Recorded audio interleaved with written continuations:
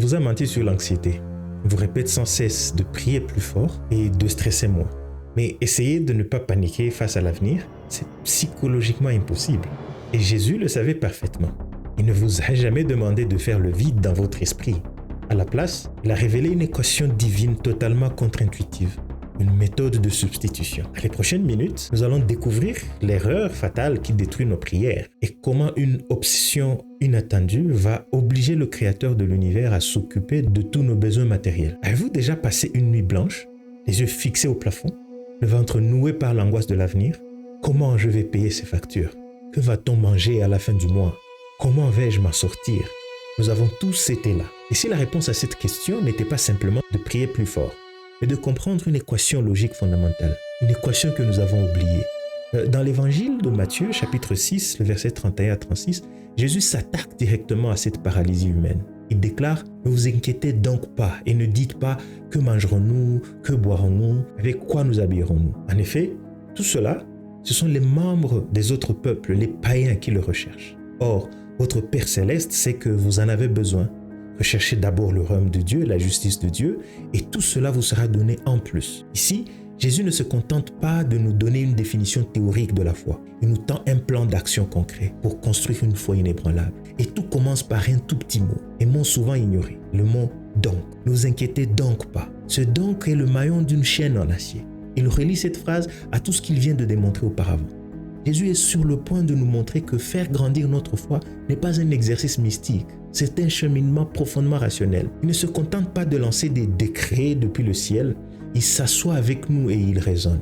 Quelle humilité incroyable de la part du Créateur de l'univers.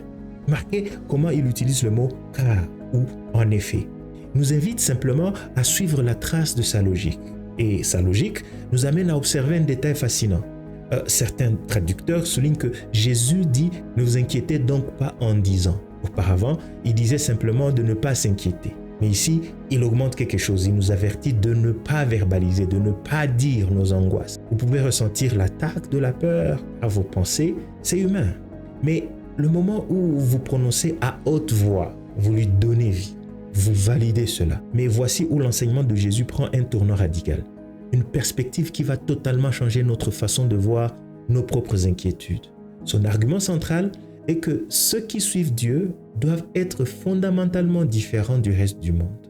Il glisse cette phrase presque comme une parenthèse qui fait l'effet d'une bombe. Car toutes ces choses, ce sont les païens qui les recherchent. C'est une déclaration extrêmement importante. Si vous voulez augmenter votre foi, la première étape est brutale, mais elle change tout. Vous devez réaliser que lorsque vous êtes consumé par l'anxiété concernant vos besoins physiques, la nourriture, l'argent, les vêtements, vous êtes en réalité en train de vivre exactement comme un païen. Qu'est-ce que ça veut dire, païen ou autre peuple, comme dit ce texte? Dans le contexte de l'époque, ce terme ne désignait pas simplement des gens malveillants. Il désignait les nations qui n'avaient aucune connaissance de Dieu. Les Juifs avaient reçu les oracles de Dieu, la loi et les prophètes. Dieu s'était révélé à eux. Le monde séculier, lui, n'avait pas cette révélation spéciale. Sans les Écritures, ils étaient livrés à eux-mêmes, errant sans boussole, littéralement sans Dieu dans ce monde. Le point de Jésus est important. Si je laisse la panique dominer mon esprit face à ce qui me manque, je me comporte comme quelqu'un qui n'a jamais entendu parler d'un Père Céleste. Je vis comme si j'étais orphelin dans un univers froid et indifférent, alors que j'ai la révélation du Dieu vivant. Mais qu'est-ce que cela signifie concrètement d'être sans Dieu dans le monde? C'est bien plus profond que ce qu'on peut croire. C'est plus important et plus profond que de pratiquer une religion quelconque.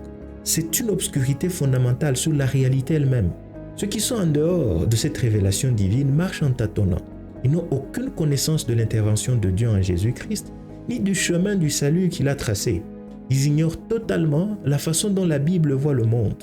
Pour eux, cette phrase qui dit « Dieu a tant aimé le monde qu'il a donné son Fils unique afin que quiconque croit en lui ne périsse point, mais qu'il ait la vie éternelle », ce n'est qu'un slogan vide, s'ils l'ont même déjà entendu. Ils ne sont pas familiers avec les plus grandes et les plus précieuses promesses que Dieu a faites à son peuple. Ils sont enfermés dans une perspective limitée à leur propre raisonnement humain. Il leur manque la lumière qui vient d'en haut. Et c'est cette absence de lumière qui crée une angoisse insupportable.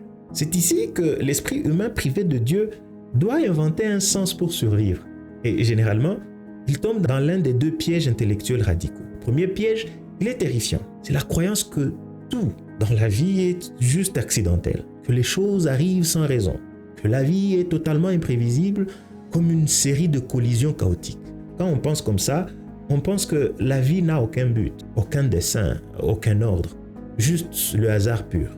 On pense souvent que c'est une vision moderne et scientifique. Mais la vérité, c'est que c'est une idée très ancienne. Elle date des siècles avant la science moderne. C'est un scepticisme ancien que l'on confond avec de la modernité. Mais pensons un peu aux conséquences. Si votre vie n'est qu'un accident, comment ne pas être terrifié par la prochaine collision? Alors, si le hasard est insupportable, quel est l'autre piège? C'est l'exact opposé. Il est tout aussi paralysant, le fatalisme. C'est l'idée que votre destin est gravé dans le marbre par des puissances que vous ne contrôlez pas. Ce qui doit arriver, arrivera. Selon cette vision, tout effort est inutile. Vous n'avez aucun contrôle sur votre vie. Vous êtes simplement pris au piège. Tout est déterminé et rigide. Eh bien, que cette idée semble, en théorie, pouvoir éliminer l'inquiétude, après tout, pourquoi s'en faire si je ne peux rien changer? Le fatalisme, il mène en réalité vers une anxiété chronique. Les personnes qui vivent dans le fatalisme redoutent constamment ce que le destin qui n'est pas flexible leur réserve ensuite. Le hasard pur et le destin fixe, ce sont les deux seules manières dont l'esprit sans Dieu peut percevoir l'existence. Mais le chrétien, lui, il est appelé à une troisième voie. Une voie qui n'est ni le chaos, ni la fatalité aveugle. Une doctrine de la certitude absolue, parce que nous sommes entre les mains d'un Dieu vivant qui sait tout. Et c'est ici, dans cette doctrine, que se trouve la clé pour tuer l'inquiétude. Mais si cette voie est si claire, pourquoi sommes-nous, nous les croyants, encore si souvent paralysés par la peur?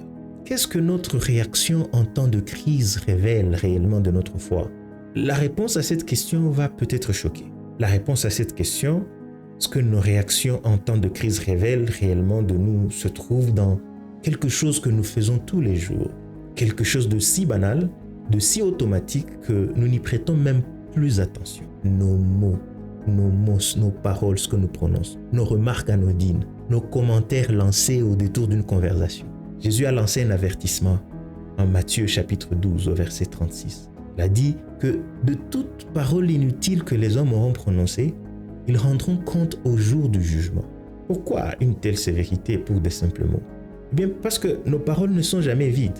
Chaque petite remarque sur l'économie, sur le patron, sur la santé, c'est comme une fenêtre ouverte sur notre âme. Notre vision du monde s'infiltre et transpire dans chaque expression que nous utilisons. Quand la pression monte, ce qui déborde de notre bouche, c'est ce qui remplit notre cœur. Si une personne a une vision païenne de cette vie, il aura inévitablement une vision païenne de la vie suivante. Dans de nombreuses mythologies anciennes, l'au-delà n'était pas un lieu de gloire. C'était perçu comme un royaume d'ombre, un endroit flou, froid, incertain. Imaginez vivre avec cette croyance. Si vous pensez au fond de vous que l'éternité c'est quelque chose sans intérêt, qu'est-ce qui va se passer? Ce monde ici va devenir tout pour vous. Cette personne qui pense comme ça va tenter de manière presque désespérée de presser cette vie comme un citron pour en tirer la moindre goutte, tout ce qu'il y a dedans de plaisir. C'est la seule réalité qu'elle a l'impression de maîtriser. Sa philosophie de vie se résume alors à ce vieux dicton que nous connaissons tous.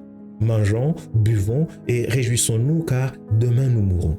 Vivre uniquement pour l'instant présent. J'ai cette heure devant moi. Laissez-moi la consommer jusqu'à l'ivresse. Avant que le rideau ne tombe, je vais tout faire, je vais tout casser. C'est exactement ce que nous voyons tout autour de nous aujourd'hui, n'est-ce pas? C'est la religion de notre époque. La majorité des gens vivent avec cette urgence frénétique. Parce qu'on ne sait pas de quoi demain sera fait, le comble de la sagesse moderne semble être « dépensons tout, cumulons les expériences, profitons au maximum maintenant ». On devient aveugle aux conséquences et on est totalement sourd à la destinée éternelle. Et notre Seigneur, Jésus-Christ, il résume cette tragédie en une phrase. Car toutes ces choses, ce sont les païens qui les recherchent. Le mot qu'il utilise pour rechercher ici, c'est une traque.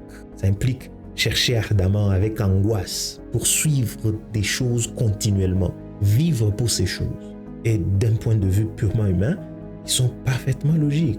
Si cette vie et tout ce qui existe alors l'obsession matérielle est la seule réponse sensée. Mais c'est ici que le miroir se tourne vers nous. Et la question qui surgit est importante, mais elle est inconfortable. Est-ce que nous sommes comme eux? Nous sommes comme des païens. Je ne parle pas de la présence à l'église le dimanche.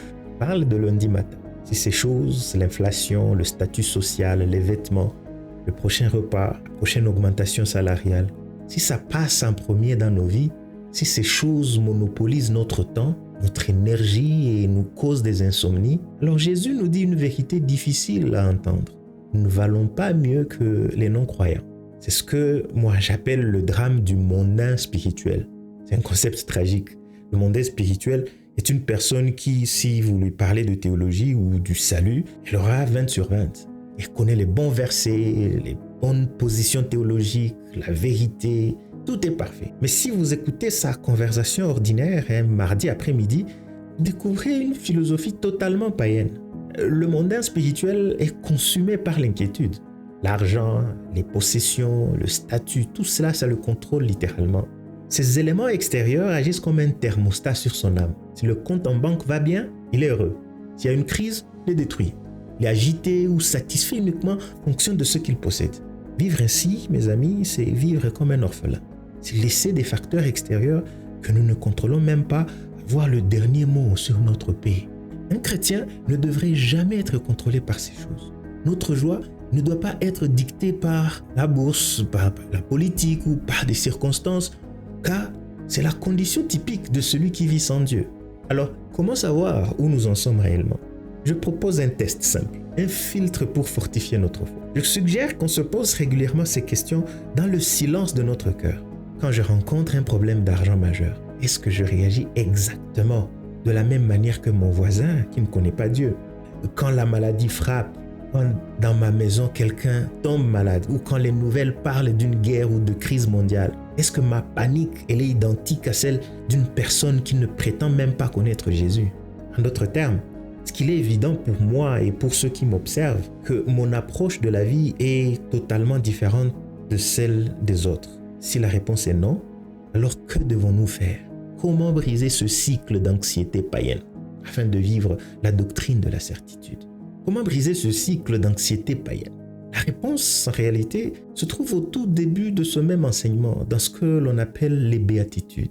Jésus décrit au chapitre 5 de Matthieu des personnes qui, dans leur façon d'être, sont fondamentalement différentes de toutes les autres. Jésus, il va utiliser des images extrêmes. Il dit que nous devons être aussi différents du monde comme la lumière est différente des ténèbres, comme le sel est différent de la viande en décomposition. Le sel arrête la corruption. La lumière pulvérise l'obscurité. Par définition, s'il n'y a pas de différence radicale, c'est que le sel a perdu sa saveur. Si nous sommes, par notre nouvelle nature, fondamentalement différents, alors cette différence doit éclater au grand jour dans notre manière de percevoir la réalité et de réagir face à l'adversité. C'est inévitable. Je ne connais pas de meilleure question à se poser au milieu de n'importe quelle tempête que celle-ci. Quand il m'arrive quelque chose de profondément contrariant, une insulte, une perte, une trahison, ma réaction immédiate, est-ce que c'est différent de ce qu'elle serait si je n'étais pas chrétien? Jésus a posé une question à la fin du chapitre 5 de Matthieu, au verset 47.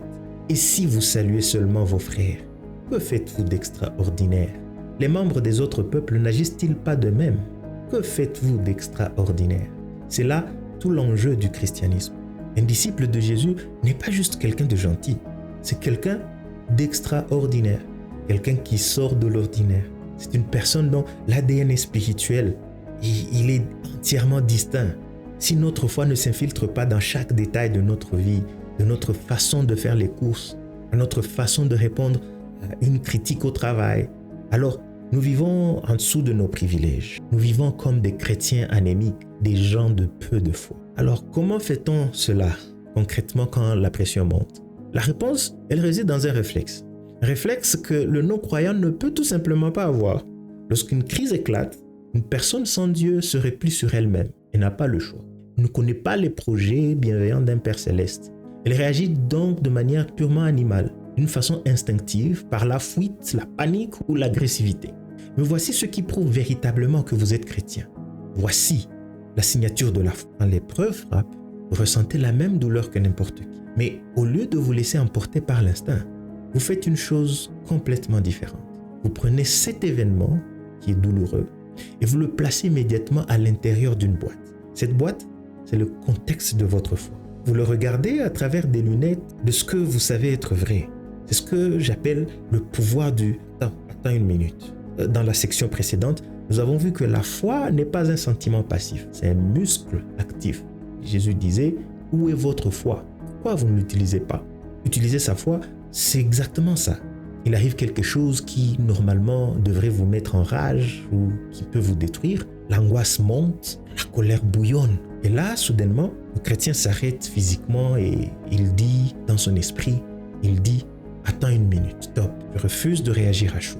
Je vais prendre cette situation et je vais la regarder à la lumière éclatante de tout ce que je sais sur Dieu, à la lumière de l'éternité, à la lumière du fait qu'il est mon Père et que rien n'échappe à son contrôle. » Et quand on fait cela, le miracle se produit. Les pièces du puzzle s'assemblent. Le chrétien commence alors à comprendre. Il comprend les mystères insondables pour le reste du monde. Il comprend ce que l'auteur de l'Épître aux Hébreux voulait dire par « Le Seigneur corrige celui qu'il aime ». La tragédie devient une formation entre les mains du Maître. Parce que le croyant connaît cette vérité intime, il peut, de manière incompréhensible, trouver une paix profonde pendant que la tempête fait rage. Pas après la tempête, pendant la tempête. Parce qu'il l'a placé dans le contexte de sa foi. Le monde est tout simplement incapable d'un tel exploit. Alors, je vous le demande à nouveau. Est-ce qu'il est évident pour votre entourage de comprendre que vous appartenez à un royaume supérieur?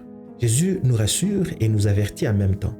Toutes ces choses, ce sont les païens qui les recherchent. Mais vous n'êtes pas comme eux. Prenez conscience de votre identité royale. Cessez de vivre comme des mendiants spirituels effrayés par l'avenir. Élevons-nous au niveau de notre foi et rappelons-nous que notre véritable nature ne se révèle pas quand nous prions à l'église. Elle se révèle dans nos conversations spontanées, quand nous baissons la garde, quand on ne sait pas ce qui nous arrive.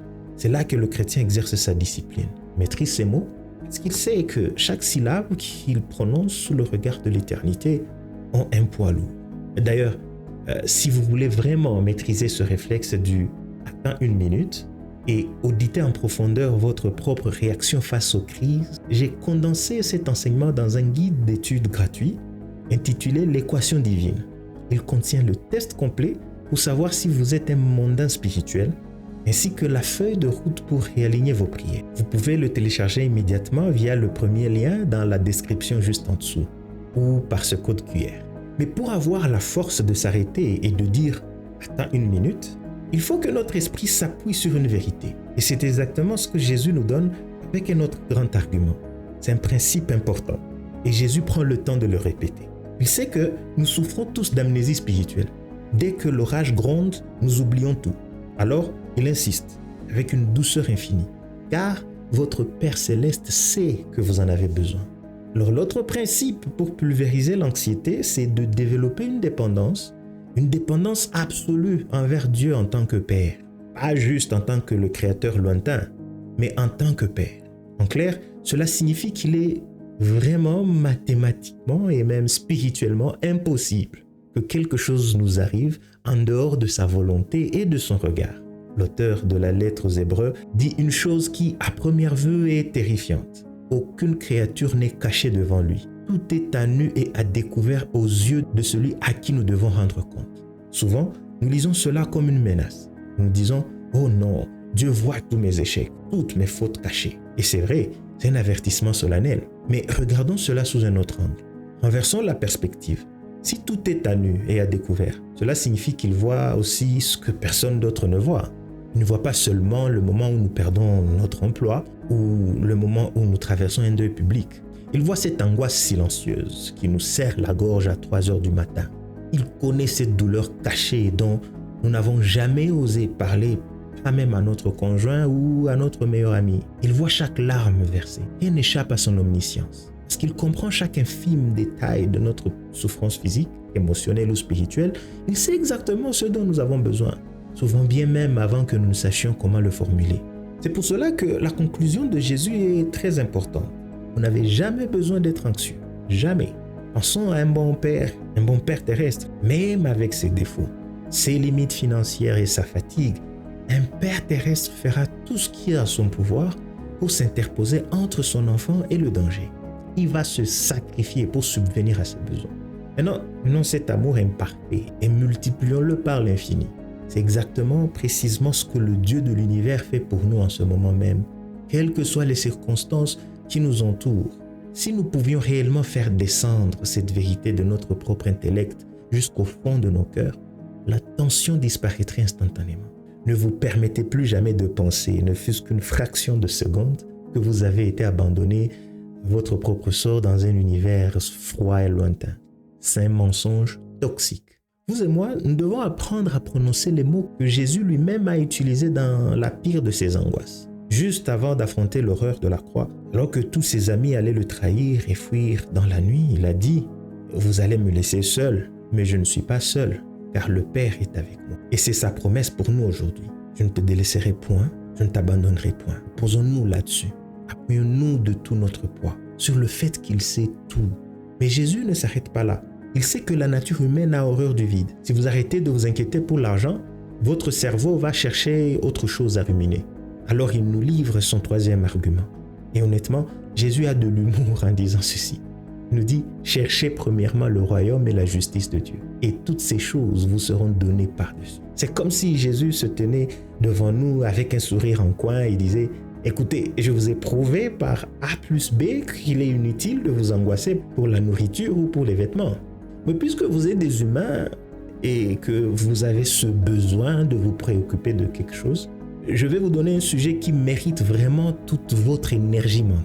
Si vous voulez être obsédé, soyez obsédé par votre relation avec votre Père. Pendant que le monde court après des choses qui vont rouiller et qui vont disparaître, Jésus nous offre un trésor inaltérable. Alors qu'est-ce que Jésus veut dire exactement quand il lance l'appel « Cherchez premièrement le royaume de Dieu ».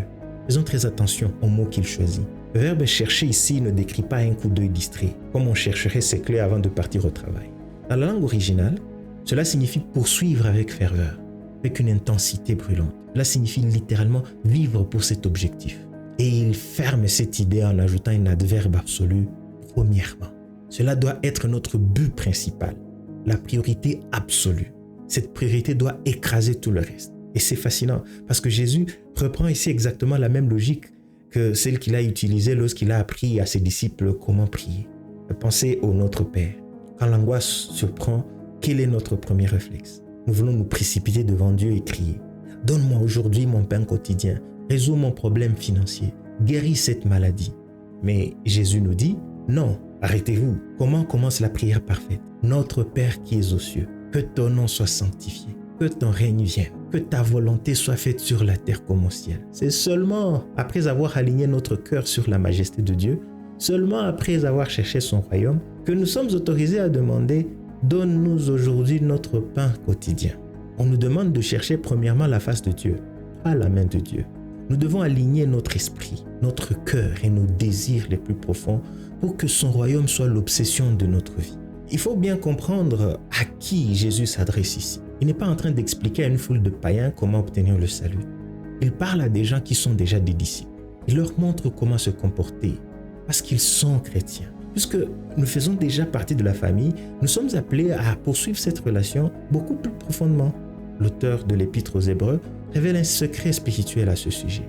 Il faut que celui qui s'approche de Dieu croie que ce Dieu-là existe et qu'il récompense ceux qui le recherchent. L'accent ici est mis sur l'effort qui persiste et persévère. Et c'est ici que ça fait mal. Beaucoup de chrétiens passent à côté d'une incroyable paix et de beaucoup de bénédictions, simplement parce qu'ils ne cherchent pas avec concentration. S'agenouiller 3 minutes le matin en pensant à sa liste de courses, ce n'est pas à chercher le Seigneur. Nous sommes appelés à chercher sa face quotidiennement, avec constance, en donnant du temps pour lui. C'est cette focalisation totale sur l'invisible qui a permis à l'apôtre Paul de dire une chose qui paraît insensée pour le monde. Maltraité, emprisonné, battu, Paul écrit aux Corinthiens, car nos légères afflictions du moment présent produisent pour nous, au-delà de toute mesure, un poids éternel de gloire. Comment peut-il appeler la torture une légère affliction? Il donne la réponse juste après, car nous regardons non point aux choses visibles, mais à celles qui sont invisibles. Tant que ses yeux sont fixés sur l'éternité, la souffrance terrestre perd son pouvoir de destruction. Mais Jésus ne s'arrête pas au royaume. Il ajoute une petite phrase, un détail crucial qui est en réalité la clé de toute cette architecture de la foi. Il dit « Cherchez premièrement le royaume de Dieu et sa justice ». Pourquoi il ajoute cette justice? Quel est le lien caché entre la foi et la justice? La justice ici n'est pas la justice des tribunaux humains, c'est la sainteté, c'est l'intégrité morale. Jésus nous dit que nous ne sommes pas seulement censés avoir la tête dans les nuages à penser au ciel. Nous devons poursuivre activement la pureté dans notre vie tous les jours. C'est un écho direct à sa promesse. Heureux ceux qui ont faim et soif de la justice, car ils seront rassasiés. Voici le secret de la foi. Plus nous poursuivons la sainteté, plus nous fuyons le compromis, plus nous nous approchons de Dieu. Et plus nous sommes proches de lui, plus notre foi devient un roc. À mesure que nous grandissons dans cette pureté, notre confiance dans les promesses de Dieu devient aveugle et absolue. N'est-ce pas là notre expérience? Imaginez qu'une crise éclate aujourd'hui. Un coup de téléphone terrifiant, une situation tourne soudainement très mal, et puis vous paniquez, vous courez, vous vous enfermez dans votre chambre et vous tombez sur vos genoux pour prier.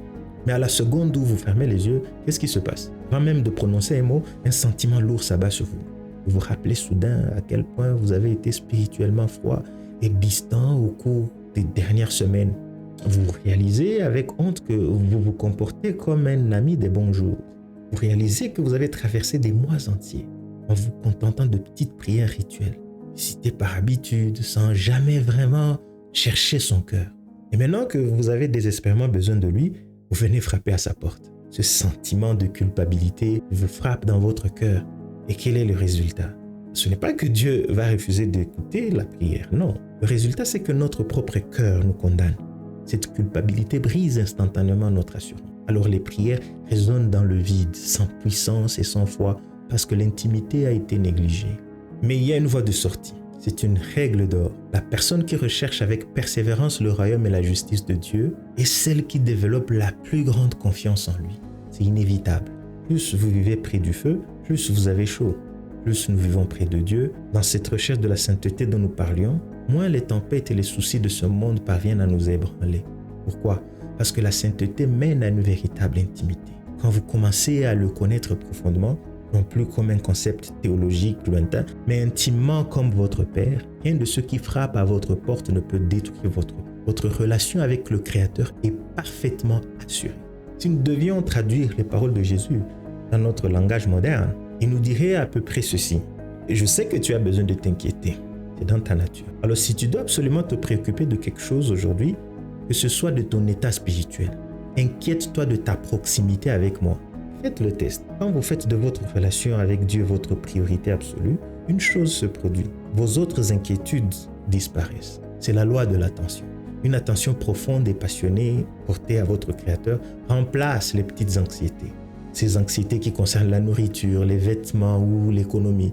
Quelqu'un qui a soudainement compris au plus profond de lui qu'il est un enfant du roi et un héritier de l'éternité, cette personne va inévitablement regarder ce monde avec des yeux complètement différents. À mesure que votre foi grandit, les obsessions mondaines vous paraîtront de plus en plus petites, presque insignifiantes. Mais vous vous dites, c'est très beau spirituellement, mais à la fin du mois, il faut quand même payer le loyer. Il faut nourrir les enfants. Si je passe tout mon temps à chercher le royaume de Dieu, est-ce que je ne vais pas finir à la rue? C'est ici que Jésus lâche sa promesse, une garantie. Il dit, toutes ces choses vous seront données par-dessus le marché, comme un bonus. Ceux qui vivent sans Dieu, et même ces mondains spirituels dont nous parlions, ils s'épuisent, courent et prient uniquement pour leurs besoins matériels. Et ils ne trouvent jamais la paix. Mais la personne qui cherche le royaume de Dieu constate que, d'une manière ou d'une autre, ses besoins matériels sont comblés. Considérez l'histoire du roi Salomon. Dieu lui a donné un chèque en blanc. Salomon aurait pu demander des milliards, la destruction de ses ennemis ou une santé de fer. Qu'est-ce qu'il a demandé? La sagesse pour bien gouverner le peuple de Dieu. Il a cherché le royaume. Et quelle a été la réponse de Dieu? Puisque tu ne m'as pas demandé l'or ou la gloire, je vais te donner la sagesse et je vais y ajouter les richesses et la longue vie par-dessus le marché. Ce n'est pas de la magie, c'est la logique de Dieu et l'histoire nous le prouve. Voici donc la conclusion de tout ce voyage. Comment fait-on grandir la foi? Ne regardons plus le monde avec les yeux terrifiés de ceux qui n'ont pas d'espérance. Ne vivons plus comme des orphelins.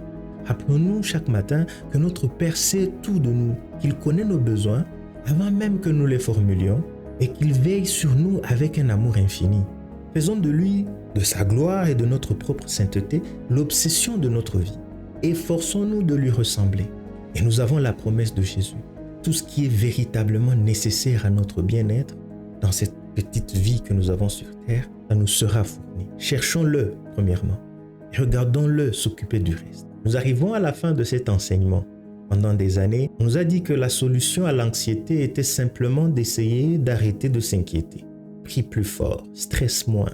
Mais c'est impossible. C'est comme dire à quelqu'un de ne pas penser. Et Jésus, dans son génie absolu, ne nous demande pas de faire le vide dans notre esprit. Il sait que la nature humaine a besoin d'un point de focalisation. Le secret profond pour vaincre l'anxiété matérielle, ce n'est pas la suppression, c'est la substitution, le remplacement. Vous ne vaincrez jamais les petites inquiétudes en luttant contre elles. Vous les vaincrez en les remplaçant par une obsession infiniment plus grande. C'est ça la mathématique du royaume. 1 égale tout.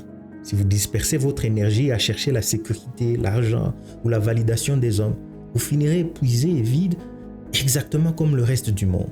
Et si vous concentrez 100% de votre énergie sur un seul point, la recherche de l'intimité avec votre Père et la pureté de votre propre cœur, alors les finances, la nourriture, la direction pour votre avenir, tout cela devient le problème de Dieu. Et Dieu n'a jamais failli à ses responsabilités.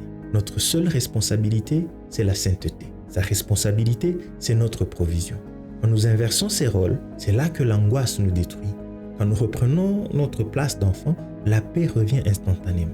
Lire la Bible, ce n'est pas un exercice religieux ou une tradition ancienne. C'est décoder l'architecture même de la réalité. C'est comprendre comment le Créateur a conçu le fonctionnement de l'univers spirituel et matériel. Si vous avez passé votre vie chrétienne à vous débattre avec les mêmes peurs, les mêmes que ceux qui ne connaissent pas Dieu, il est temps de changer le système. Il est temps d'arrêter de survivre comme un orphelin, de commencer à régner comme un héritier. C'est exactement ce que nous explorons sur cette chaîne.